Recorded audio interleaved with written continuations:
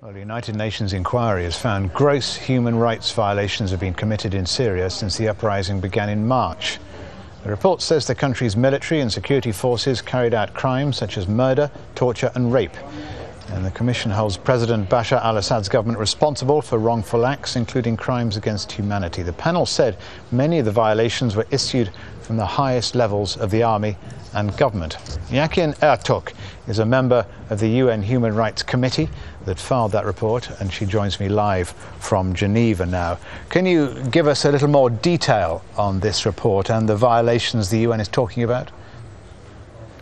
Yes, of course. Our report reflects information from wide sources, but the core of our source of information is based on 223 first-hand interviews with victims and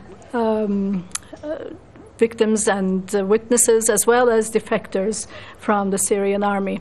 And checking across the interviews with these people who come from different parts of the country with different backgrounds, we were able to identify systematic patterns that emerged, suggesting that there were repetitive acts of violence, such as murder, sexual violence, violence against children, denial of access to health, particularly those who were wounded, taken to the hospital, were not only denied medical assistance, but in many cases they were in fact further targeted for human rights violations in these places. The list of violations that you include is quite horrendous. I read the report this afternoon. Yes. How high at government level do you believe, or the UN believe, the orders came from?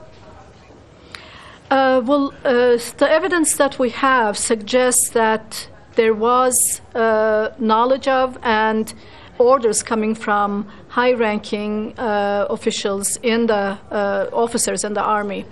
And given the nature of attacks and the mobilization of the security and army forces to deal with these protests, led us to conclude by inference that it would not have been possible to have such repetitive and well-organized operations without the support and knowledge and approval of the highest levels of authority.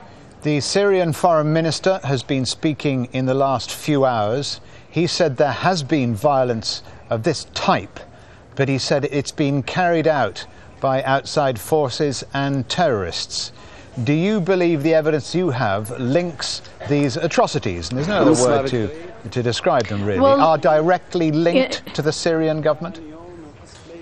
We did give in our report considerable space for the government's narrative, of course based on what the leaders have said to the press so far.